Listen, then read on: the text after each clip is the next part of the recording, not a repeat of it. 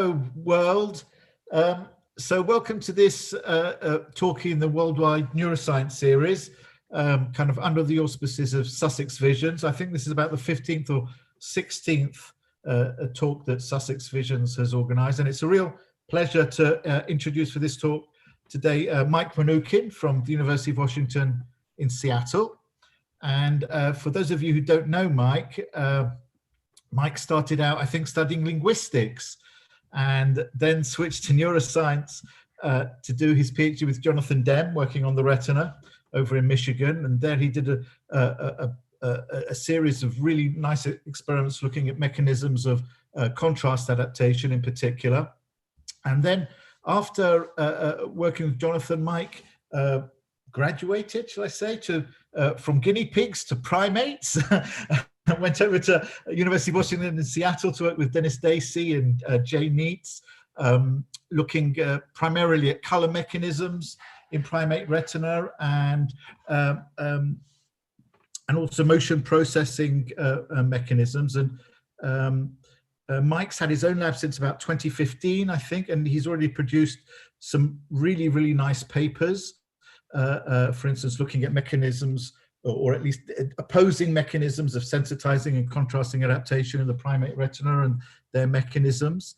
But today's talk is, I think, going to be mostly about motion processing, predicting the future. Not just that, predicting the future from the past, motion processing in the primate retina. Thanks very much, Mike. Thank you so much, Leon. I really appreciate the invitation to chat about my research today, and actually much of the ideas I was talking to Leon earlier, many of the ideas that have kind of guided what I've been working on in my lab have come from Leon's own work. So today, as Leon mentioned, I'll be focusing on motion processing, and really the recent work in my lab has dealt with motion processing in some way or another. And today we'll be looking specifically at the question of motion prediction. And I'll explain what that means in a couple of slides. But first, I want to acknowledge my collaborators on this project. I was fortunate to work with two really talented undergraduate students, Belle Liu and Arthur Hong, and with Fred Rieke here at the University of Washington. And so the story I'll be telling you today is part of a larger story that we recently posted up to bioRxiv. So if you're interested in learning more about it, I encourage you to check it out. So what is predictive encoding of motion? And so to explain this, I'm going to use a baseball analogy, but you could also think of it in terms of cricket or tennis. So here's a picture of a baseball game. And what's happening here is a pitcher has thrown a ball toward the mound, and you can see it here hanging in midair. And the task that this batter has is to estimate or predict where that ball is going to be at some future time point, and then bring his bat into contact with the ball. And this is an incredibly challenging task. It's a task that I'm quite sure I would not be successful at. And one of the challenging parts of this task is that there are these inherent delays that occur in visual processing and in other neural processing, that essentially the delay means that from the time that light from the ball goes and hits his photoreceptors at the back of his eye, there are these delays that are introduced. And one of those is a huge delay in phototransduction.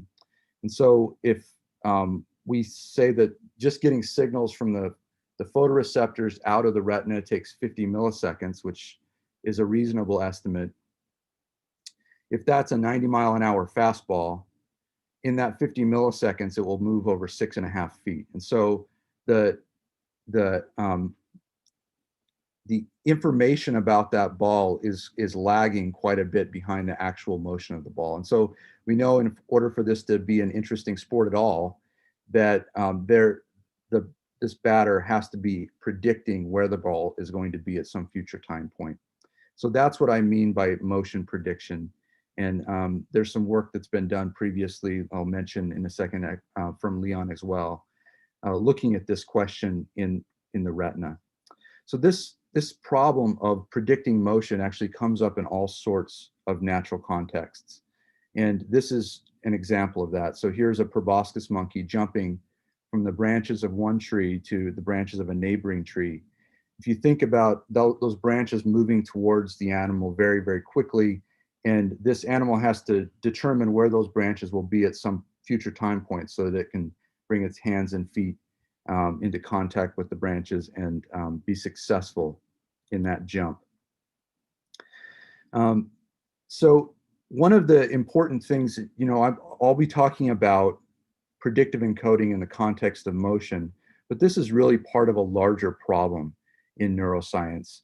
And really, Bill Bialik and Naftali Tishby have been two of the people who have worked on this the most. And a beautiful quote I like from one of Bill Bialik's papers is this. He says, "Put bluntly, non-predictive information is useless to the organism."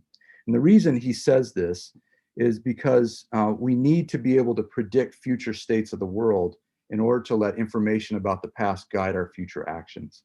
And so something that's not predictive about what's going to happen in the future isn't really useful to us. And there have been some really beautiful papers in recent years on this subject. So work from Stephanie Palmer in particular and Bill Bialik.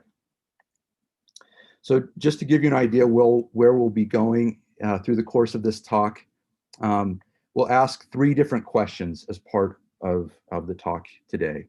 So the first question is, do retinal cells in the primate retina encode predictive information about motion? And so we'll see that at least 4 of the major pathways in the primate retina do encode predictive information about motion. And I should mention that the subject for today is recording solely from the macaque monkey retina, which is a nice model for human vision. All right, so the next question we'll tackle is how impressed should we be by this predictive encoding? And so we'll use an engineering approach to calculate what the upper theoretical limit is to encoding predictive information about the stimuli that I'll show you today. And we'll look at how well these 4 cell types are doing relative to that theoretical limit. And we'll see that they're actually pretty darn close to what is physically possible in encoding the stimuli that we'll be using in the study today. And then the final question we'll tackle is what mechanisms contribute to predictive coding. And as seems to continue to come up in my work, the retinal bipolar cells are really important for the phenomenon that I'll be talking about today. All right, so I mentioned that there's this time lag between getting signals presented at the cone photoreceptors to getting signals out through the ganglion cells. So the ganglion cells are the output neurons of the retina. And the cone photoreceptors at the back of the eye collect the light and turn it into chemical synaptic transmission. And all of the light levels that I'll be talking about today that were used in the experiments are between 15 and 200,000 photoisomerizations per cone per second at the mean light level. So they're photopic backgrounds. And one way you get signals from the cone photoreceptors to the ganglion cells is through the bipolar cell pathways. And bipolar cells release glutamate, which at these synapses is an excitatory neurotransmitter onto these ganglion cells. And then each of these synapses in the outer retina and the inner retina, there are inhibitory interneurons that shape signals flowing through the bipolar cell pathway. So there are horizontal cells in the outer retina and amacrine cells in the inner retina. So what we'll do today is we'll present stimuli at the level of the cones, and we'll look at the processing in different parts of the circuit. So we'll record responses from the ganglion cells to look at what's going on in the output of the retina. We'll record voltage responses in H1 horizontal cells to the same stimuli. And then we'll also, in voltage clamp, measure the excitatory and inhibitory synaptic inputs to these ganglion cells to try to understand how these inputs are shaping encoding of these motion stimuli. And the cells that I'll focus on today are these cells here, the parasol and the smooth monostratified ganglion cell. And these each come in on and off types. So the on types prefer increments in light intensity relative to the mean. The off types prefer decrements in light intensity relative to the mean. And the important thing to bear in mind about these cells is we know by virtue of their central projections and from beautiful lesion studies that these cells contribute dramatically to motion perception and motion vision in primates. So I mentioned I was going to give some background on some previous work in motion prediction in the retina. And so there's this beautiful literature that's been done in salamander and zebrafish retina. And this literature has been focused primarily on translational motion. And so I'll explain what translational motion is here. And just in case your video doesn't work, I made this little diagram down here in the bottom left corner. And so if this is the space dimension here and this is the time dimension, this square has moved from this point in space to another point in space at a later time point. And this is just the diagram for translational motion. It's typically what I think about when I think about motion. And so hopefully you can see this video and hear the tree branches are translating up and down, left and right. And yeah, this is the typical way that I think about motion. But in this study today, we'll be looking at translational motion, but we also want to look at other types of motion that are present in natural vision. And so those types of motion are shown here. So this is a diagram for diverging motion correlations. So here, if, for example, if this square became closer to us, it will become larger on our retinas later time points. So as objects approach, they produce these types of diverging correlations. And as objects move away from us, they produce these converging types of correlations. And you can see that here. The tree branches moving towards you, those are diverging correlations, and moving away, those are converging correlations. So we'll look at all of these different types of motion, and we'll try to understand how the cells are encoding in those types of motion. So the set of stimuli that we used for this study were developed by Jonathan Victor at Cornell, and they're a really wonderful set of stimuli for reasons I'll talk about in a minute. But essentially, you can see that we have our diagrams here, and just to give you an idea of what the translational motion stimulus looks like. So this is, I've collapsed one dimension of space because there are bars across that dimension of space. And so if we look at the space versus time dimension here, if you pay attention to this bar down here, it's translating, it's moving across the retina as a function of time. And the diverging and converging motion stimuli, examples of those are shown here. So here you have a bright square that diverges into multiple bright squares at some later time point for the diverging motion. And there's a really wonderful literature looking at these types of stimuli and the percepts they elicit in humans and also in fruit flies. But for the purposes of this talk and for this paper, we wanted to focus on using these stimuli to understand predictive encoding of motion. So we'll record the responses of cells to these different classes of stimuli and compare them to an uncorrelated noise condition that has the same contrast, et cetera, but lacks net spatiotemporal correlations. And here are some example spike responses from an on-smooth monostratified ganglion cell. So I'm showing you the spike rate in spikes per second as a function of time. And so one of the key take-homes from this slide is that the cells are responding quite strongly to the diverging and converging motion stimuli. And what we'll be able to do is collect the spike output from these cells and then do some analysis to see how the cells are encoding different information about the stimuli as a function of time. But just to give you a background on the stimuli themselves and sort of the question in the context of predictive encoding, they're usually experimentally, we use stimuli that fall on two extremes. So the one extreme is a completely random stimulus in which there are no net correlations in the stimulus. The other extreme was a purely deterministic stimulus, and I'll give you an example of that in a second.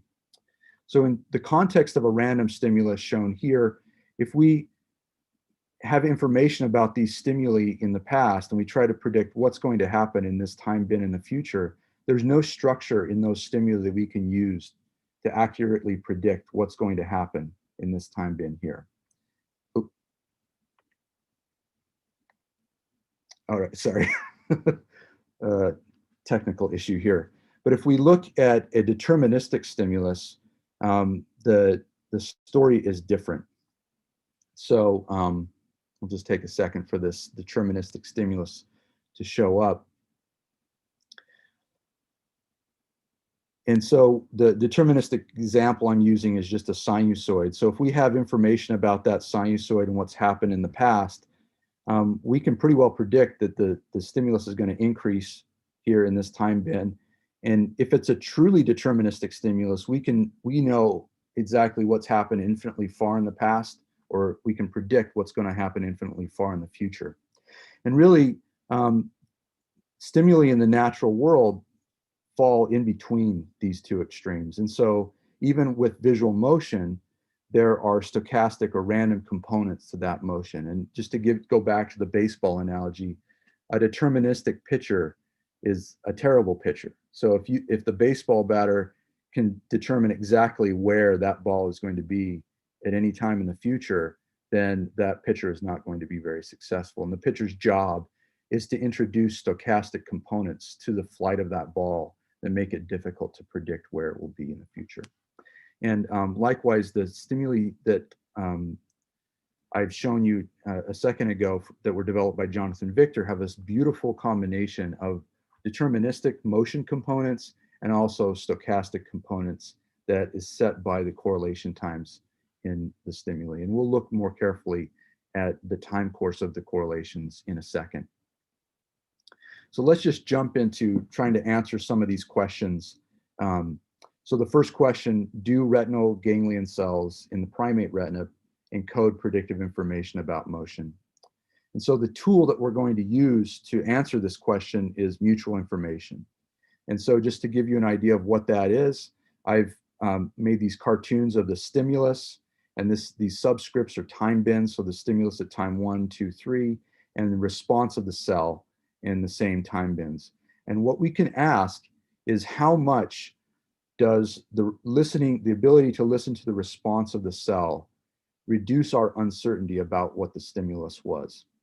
And that is exactly what mutual information is. And so to give you a concrete example, if listening to the response of the cell narrows down this possible set of stimuli by half, that is equivalent to 1 bit of mutual information.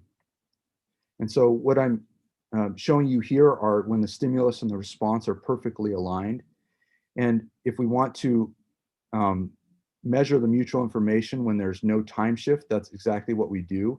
We want to look at what's happening, how much the response of the cell at time t=1 tells us about the stimulus at some future time point. In other words, predictive information about the stimulus.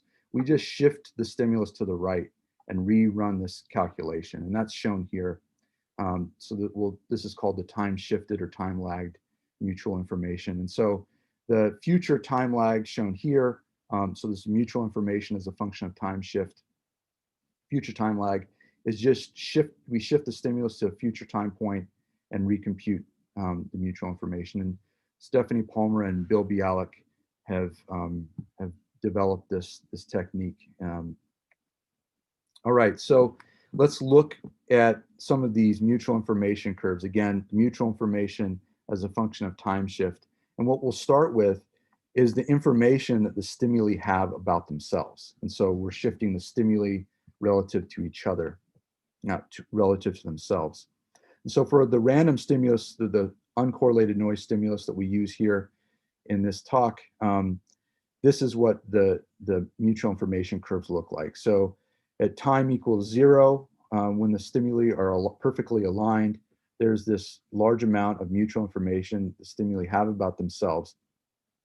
And then as you go farther out in positive or negative time bins, you don't have much. In fact, we know exactly what the time course is of this mutual information because because there are no correlations, it corresponds to a single stimulus frame, a 16.7 millisecond time window. Now, if we plotted our deterministic stimulus on this mutual information plot, it was, again, truly deterministic. It would be flat everywhere. So you could go infinitely far in the future and have the same amount of information about the stimulus. But the stimuli that we're using have a correlation time that really, so here's the curve for all of our motion stimuli.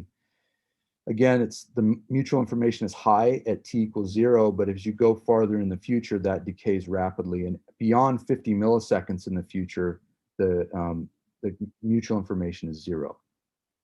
And so the nice thing about this is we can measure the same curves between in our cells and the way that they're encoding information about these stimuli and compare them to the available information in the stimuli themselves. And that's what we'll be doing here. But the one thing we want to do first is we need to account for this time lag from the cones. Again, I pointed out that there are these delays in phototransduction in particular that are pretty marked. And what we want to do is understand in the context of these ganglion cells or horizontal cells, et cetera, how much predictive information they're encoding. And so we need to account for this time lag.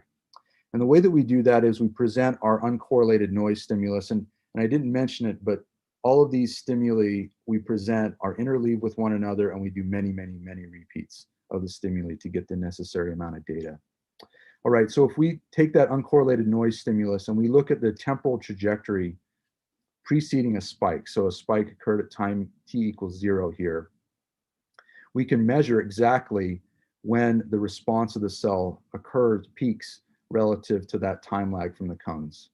And in this cell, and this is an on-smooth monostratified cell, that is minus 42 milliseconds. So it took 42 milliseconds from the time we presented the stimulus to the cones to when we measured the peak response in our ganglion cells. And so essentially what we do is we shift all of our mutual information curves by minus 42 milliseconds for this cell. And we do this for each and every cell in the study. And we define this dashed line, which is at minus 42 milliseconds, as t equals 0. So any encoding that occurred prior to that is past information, and anything that occurred after that is predictive or future information. And we do the same thing for the curves in which we're looking at the mutual information contained in the stimuli themselves. So what I'm going to show you now are some of the mutual information curves, that the stimulus information, and then we'll look at how a smooth monostratified cell is encoding those same stimuli. And so again, this is for our uncorrelated noise stimulus. There's a very narrow time window in which there's information about the stimulus. And these are our different types of motion here, and they're all identical in this study. And if we look at the mutual information encoded in the response of the cells, we can see that for the uncorrelated noise condition here, there are two different features that are really interesting here. First, this dashed line again is the measured time lag from the cones. And the peak of the mutual information for this stimulus occurs right at that time lag. And the other interesting feature is that we look at how narrow the information is, narrow the time window is for the available information in the stimulus. We also see a fairly narrow encoding of mutual information by the cell. So it roughly aligns with the available information. This is also the case for translational motion. We see that the available information is across a much wider time window, and we see a wider time window in which the encoding occurs. And there's another interesting feature in here that I'll get to in a second. But first I want to show you the diverging motions mutual information. So there, again, the encoding of the information about these diverging motion stimuli is wider than we see for the uncorrelated noise stimulus, when it corresponds to a wider available information. But there's another interesting feature here that really popped out to us, and that is that the peak of the mutual information curves occurs at future time lags. This is true for the diverging motion and for the translational motion, so it's highlighted here. So this is not what we saw for the uncorrelated noise condition. That occurred right at where we measured the lag from the cones again. So this is evidence for predictive encoding of motion. And what we'll do in a little bit is look in much more detail at how much predictive information is being encoded for these different motion types. The other reason this is interesting is we don't see this for all of the motion types. So for converging motion, again, that's the tree branches moving away from you, we see that the mutual information curve is actually peaking at negative time lag. So it's not encoding a lot of predictive information. Again, we'll see later on that this holds true across cells. And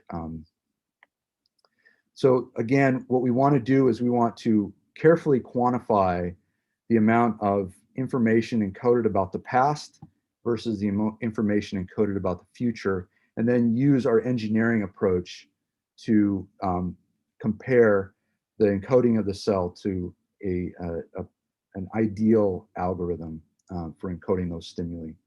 And so to do that, again, we're going to define t equals 0 as our past information. So wherever we are on the curve at that time point is the number of bits of past information that we're encoding. And this is the technique that was developed in Stephanie Palmer's paper.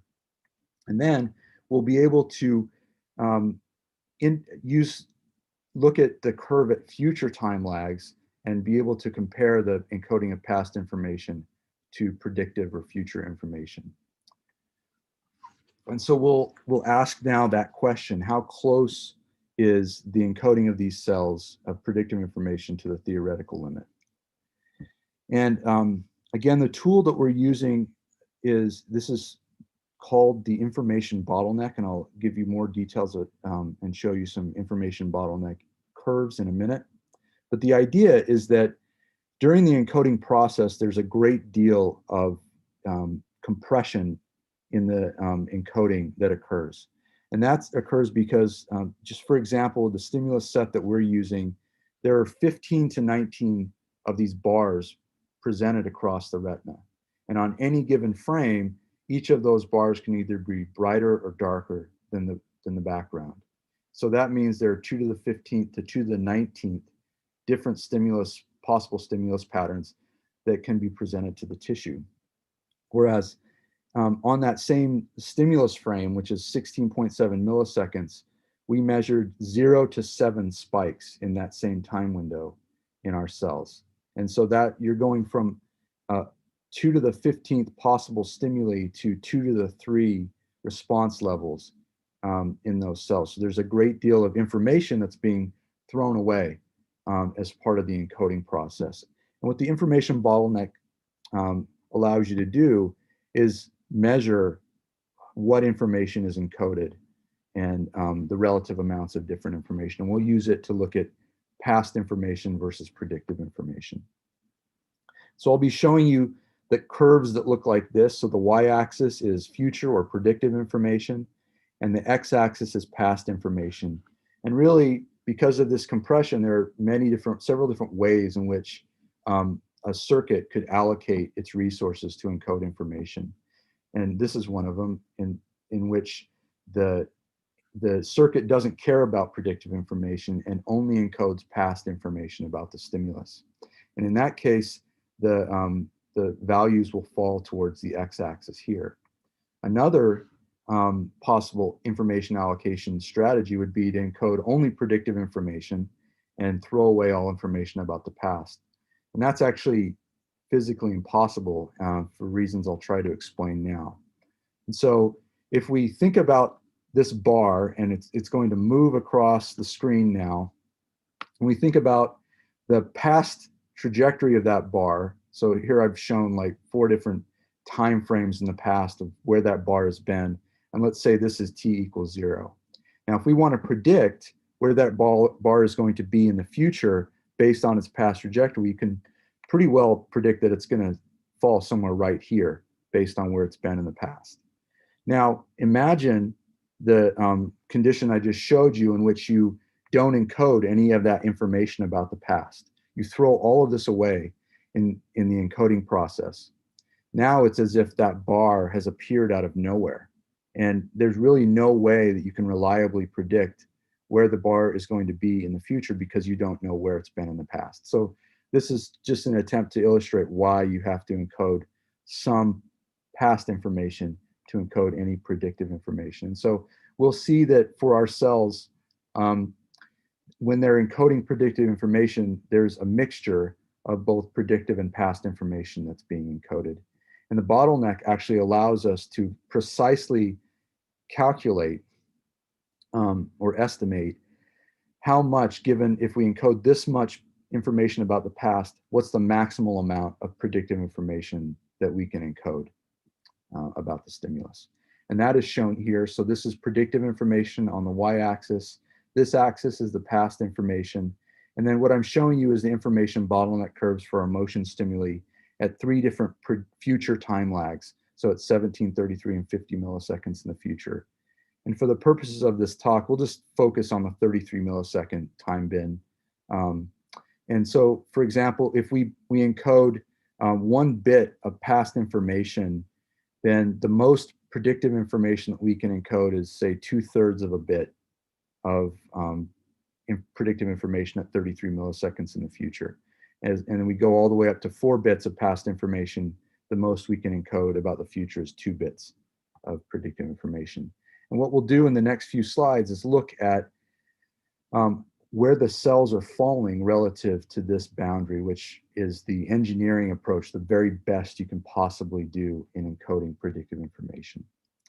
So first I'm going to show you the uncorrelated noise condition. And again, this is the predictive information as a function of past information. And as you might have guessed, at 33 milliseconds in the future, this stimulus has no predictive information available at all. And so as we'd expect, all of the cells are falling along the x-axis. They're not encoding predictive information about this stimulus. However, when we look at the translational motion here, this black solid line demarcates the information boundary, the bottleneck boundary, that tells us what's the maximal amount of predictive information for any given past information encoding.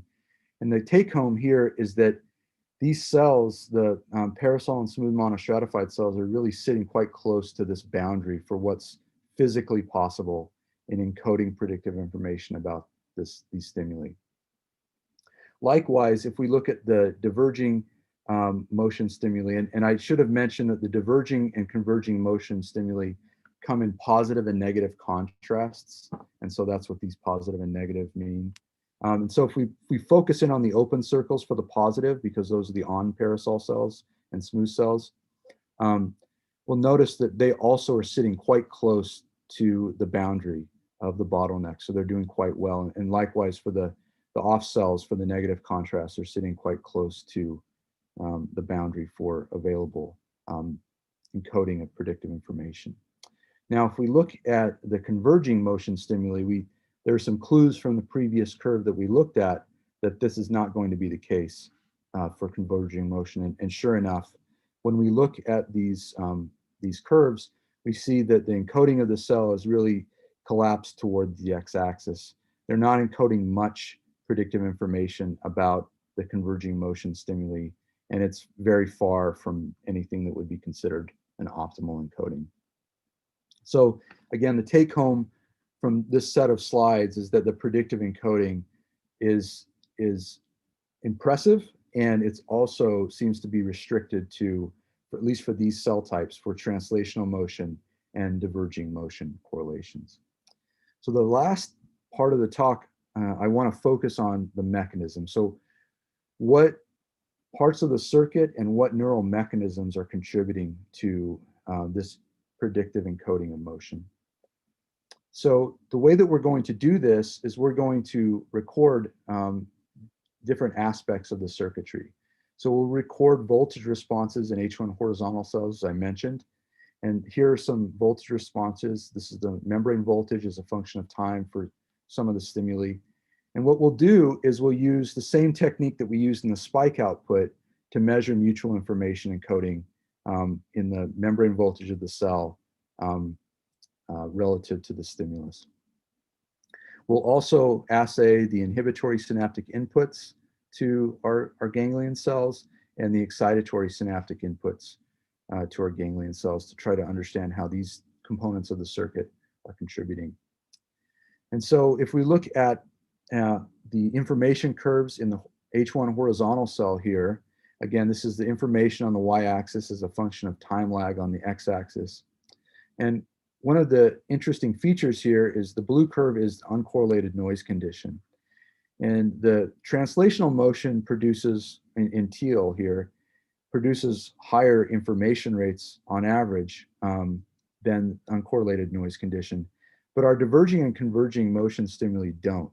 And so they're really sitting very close to the peak information that we see for uncorrelated noise. And so the H1 horizontal cells don't appear to be particularly sensitive to those types of motion correlations. If we look at the inhibitory synaptic inputs to our cells, we see that again, the translational motion produces a large spike in mutual information, but the diverging and converging motion are pretty unimpressive in terms of their magnitude of mutual information for those stimuli. Now, we see a very different pattern when we look at the excitatory synaptic inputs. And this, again, this is originating in the glutamate release from diffuse bipolar cells. What we see is actually something very similar to what we saw in the spike output of our ganglion cells. So this blue curve again is the uncorrelated noise condition, and all of our motion types are peaking at higher mutual information rates than our uncorrelated noise condition. And also in terms of our question here about predictive encoding, you can see that, that there's this evidence for predictive encoding for both translational motion and diverging motion in these cells.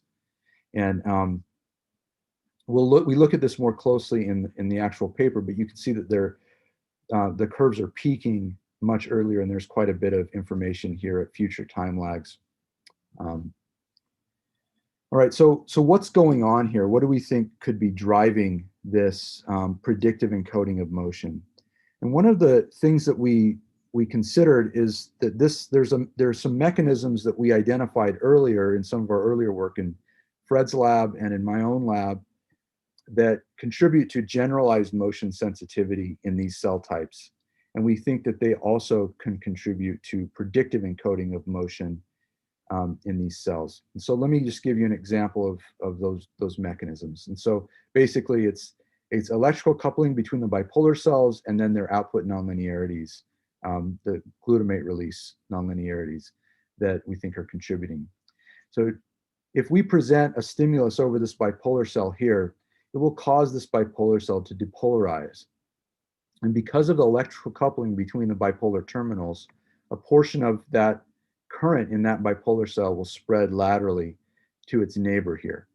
Now, this spread of current actually primes this bipolar cell terminal so that if in a short time window afterwards there's a stimulation of this bipolar cell, it actually pushes it farther up it increases the voltage in the terminal. And what I'm showing you here is the voltage in the terminal as a function of glutamate release. And so if we push the voltage of that terminal farther up here, what will happen is that maps to a much higher output in terms of actual glutamate release. And we showed previously that for several types of motion in both mice and in primate retina, that this mechanism contributes to generalized motion sensitivity. And we think that this also contributes to the phenomenon we're seeing here for encoding of predictive information. First, I want to point out, though, before I go into that, is that this mechanism will not only be engaged by our translational motion that I showed you earlier, but will also be engaged by diverging motion correlation. So again, Diverging motion would first stimulate this bipolar cell, cause the lateral spread and the priming of its neighbor, and then in a short time window for diverging motion, you get that second bipolar cell being stimulated, and that priming can have an effect on the glutamate release. So to explain why we think that this mechanism contributes to predictive encoding, let me explain the uncorrelated stimulus condition. So again, as I mentioned, our motion stimuli have both stochastic or random components and deterministic components. And the stochastic components are ones that will not contain predictive information about future motion. And so what will happen if we have random stimulation of the bipolar network? So for example, again, you get if you stimulate this bipolar cell and you get the lateral spread and priming of this neighboring bipolar cell for an uncorrelated noise stimulus or any kind of stochastic stimulus, this bipolar cell won't necessarily be stimulated in a short time window following its priming by its neighbor. And so this cell it's primed, and now what, right? It's not able to take advantage of that priming. And so what will happen is, in terms of the output nonlinearity here, because it's primed and then not stimulated, it will end up somewhere here on its voltage curve and map to a fairly low level of glutamate release. And again, we showed this previously for uncorrelated stimuli in our previous work. But we think the same thing is true for the stochastic components of our motion stimuli, the ones that don't contain predictive information. So essentially, the take home for this slide is that non-predictive information will have a tendency to fall down here and on the output curve and not get passed along downstream to the ganglion cells.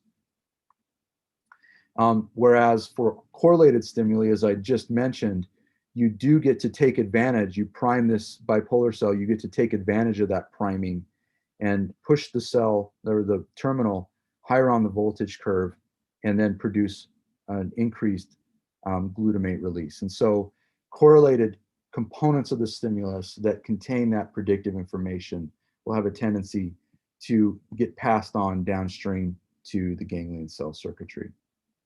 Now, we wanted to look at these potential mechanisms more carefully, and we did that in the context of a computational model. And so what we'll do is we have a computational model. We've measured components of that model directly from different in vivo or in vitro recordings from the circuit. But essentially, the idea is that you have a stimulus that's presented to these model bipolar cell subunits, and then they are passed through an output nonlinearity and then pooled at the level of the model ganglion cell, just as we see in our own in the actual circuit. And we'll compare the output of this model that lacks any coupling between the subunits to one in which the subunits are coupled. And we'll compare encoding of predictive information between those two models. And we'll also look at this in the context of this output nonlinearity. Again, I mentioned that nonlinearity is really critical for generalized motion sensitivity, and we think for predictive encoding of motion, because it rejects uncorrelated and non-predictive components of the stimulus. And so what we'll do is we'll change the shape of that output nonlinearity by changing the threshold at which the piecewise nonlinearity begins to respond. And so here's a threshold of 0, it's perfectly linear, and we can compare that to a high threshold in which you have to reach a quite high threshold in order to elicit an output. So what I'm showing you here are some curves where the model has produced mutual information curves as a function of the threshold for the nonlinearity. And the black curve is the total predictive information, and the teal curve is the past information. And what we'll do in the next slide is compare the predictive information, the ratio of predictive information to past information encoded. This is for the uncoupled subunit model, and we'll compare this uncoupled model to the coupled subunit model. And that's shown here. So this is the ratio of predictive to past information as a function of threshold again. And the take home here is that the coupled subunit model performs superiorly at encoding predictive information relative to the uncoupled model. And this difference becomes even more dramatic as you increase the threshold of the output nonlinearity. The same is true for our diverging motion correlation. So at positive thresholds here, the coupled subunit model encodes quite a bit more predictive information relative to past information about the stimulus. And this is also true for our converging correlations. So we asked three major questions as part of this talk. And the first question was, do retinal cells, ganglion cells in the primate retina encode predictive information? And we found that yes, the parasol and smooth monostratified cells encode predictive information, and that is specific for translational motion and diverging motion correlation. So the tree branch is moving towards us. And then we asked, how impressed should we be by this encoding of predictive information? And we used an engineering approach to calculate the upper limit, the upper bounds on encoding of predictive information, and found that these cells are very close to that upper boundary for encoding predictive information. So I personally am quite impressed with how well they're doing it. So the final part of the talk, we asked the question, what mechanisms are contributing to this predictive encoding? And we identified the source of the encoding as the diffuse bipolar cell network. And we found that both electrical coupling and the nature of nonlinear synaptic transmission are contributing to predictive encoding of motion and rejecting the uncorrelated components of the inputs. So finally, I'd like to thank again my collaborators on this project, Belle, Arthur, and Fred, and my funding sources. And also I'd like to thank you for your attention and for coming to the talk. Great, thanks so much, Mike. Thanks very, very much. A wonderfully clear talk, trying to explain some, well, new concepts for me at least, in terms of trying to understand information flow through the retina. Guys, I want to encourage you to put any questions that you might have into the chat, and we can immediately start with a question from Anna Vlasic. So Anna was wanting to know a bit more about the stimulus, Mike. Can you see the questions in the chat there? I don't. I just have Zoom. Okay. Well, I'll repeat them anyway. But if you open the chat in the Zoom, you might see it. But I'll repeat it anyway. So Anna's asking how big the individual pixels are in your stimulus, and relative to the size of the bipolar cell receptive fields in the macaque. Very good question. The bar width was 50 microns that we used, and that, so the diffuse bipolar cell. So these are recordings from macular to mid-peripheral macaque retina, and the diffuse bipolar cell dendritic trees vary quite a bit over that range. But in the peripheral area, they're 35 to 50 microns. Would probably be the range of the diffuse bipolar cell dendritic trees. So it's fairly close to the bipolar cell receptive field, I would say. Anna had another question, and I think my question relates to her question, but I'll put it her way first. So okay. Anna's asking, what's the spatial and temporal limits of this predictive coding? Excellent question. So the spatial limits, I don't know how to address that. That's tricky because the correlations in the stimulus are present across space, just the way that those stimuli are generated. The temporal limits, we only probed this, for at least for this project, we probed the temporal components where we define the correlation times in the stimulus to go away after plus or minus 50 milliseconds. So we didn't do anything where we changed the update rate of the projector or anything like that to look more carefully at the temporal limits. But really the take home, what we wanted to do is focus first on defining it and looking at it consistently across one set range. And in that context, those cells are really encoding nearly all of the available information in the translational and diverging motion stimuli in those time ranges. So even if you go, and you can look at the paper, even as you go out to 50 milliseconds in the future, the cells are really pushing the limit there too, in terms of their encoding of predictive information. So, I mean, what I was thinking about when I was thinking about your model, Mike, was membrane time constants, whether that's part of the model, whether you just kind of simplify and ignore those. So far, this has been challenging enough so far. So we just simplified it to start, but that's an excellent question and definitely something to look at in the future. Yes. I mean, the diffuse bipolar cells have lots of teeny weeny, I mean, all the synaptic compartments are pretty small, aren't they? But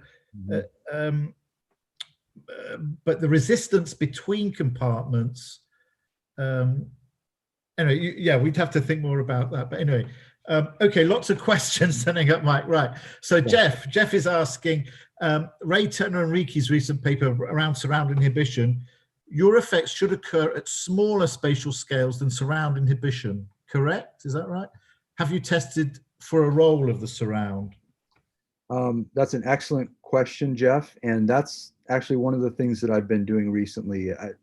For this project, we didn't test for the role of the surround, but that's something that we're looking at right now. Okay. And then Sylvia Schroeder asks, I think I don't quite understand the measure of past versus future information. If the stimulus has a non-zero autocorrelation, how can the neural response encode past info without also encoding future info? Yeah, I guess I didn't explain that very well. They do have to encode past information in order to encode future predictive information. And so that's right. There is a non-zero correlation, autocorrelation, and correlation time in the stimuli. And yeah, we define the past information based on Stephanie Palmer's work at t=0 with that time lag from the photoreceptors, and then calculated future information relative to that. But you're right. If you don't encode information about the past, it's impossible to encode predictive information. Yeah. And then a question from Demokratis Carmen Liz. Are the values of coupling strength required to see the difference between coupled and uncoupled models what you'd expect from the physiology of gap junctions? Yeah, that's an excellent question. So in our previous work, we estimated that the approximate coupling strength or spread, lateral spread from one bipolar cell to the next is between 5 and 10% of the current from one terminal to the next. And that seems like a reasonable, and, it's fairly directly measured. And that seems like a reasonable physiological possibility. And really in that range, and I played with a little higher ranges of coupling, but in even that lower end of the range, you still see this effect of the predictive encoding. Hi, Jeff. We've been Zoom bombed by Jeff. Hey, man. So Brian Jones is asking, can you elaborate a bit, Mike, on how frequency hertz cells might contribute, and are there horizontal cells? Horizontal cells might contribute, and are there contributions dropped out with longer time constants? Yeah, so one of the things that is present in the paper is that there is a little bit of predictive encoding in the horizontal cells. And I don't know exactly how to think about their contribution. But it's something is happening. So I guess the take home is that there is something there, particularly for translational motion. They seem to be very sensitive to that. And there is some predictive information that's being encoded. It doesn't make it to the close to the theoretical limit, as we see in the bipolar cells. And so that's a great question to look at. But in terms of the talk, or in terms of this project, we saw that somewhere between the input to the horizontal cells and their output, there was this emergence of nearly optimal predictive encoding. And so we wanted to really focus on that for the purposes of this project. But yeah, it's a good question.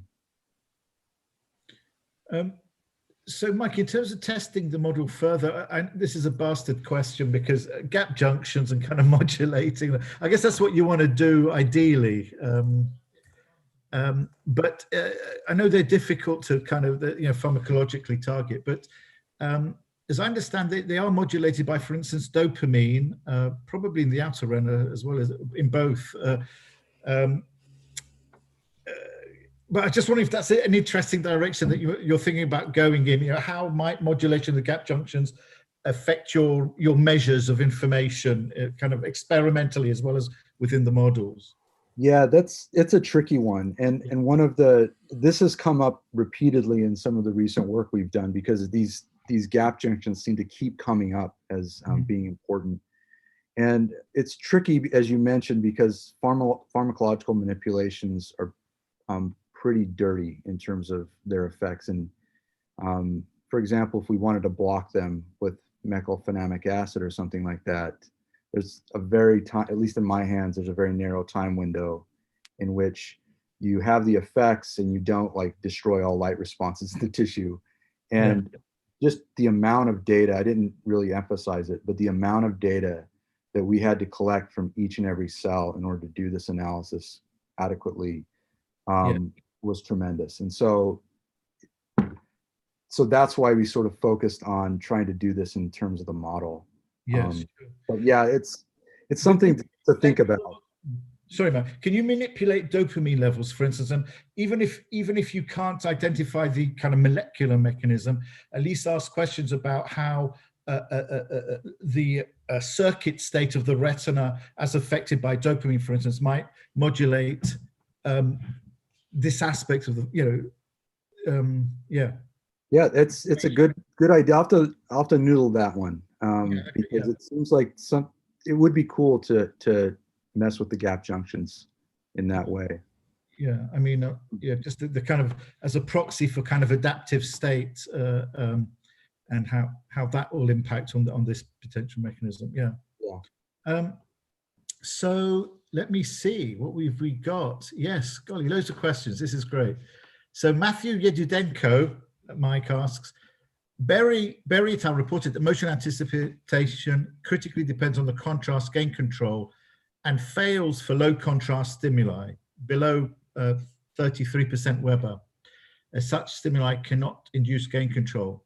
Have you observed similar effects? So yeah, does it break down below a certain contrast? No, it's and I can show you. So this is present in the paper, and if you want, I can share my screen and show you a plot from the paper to.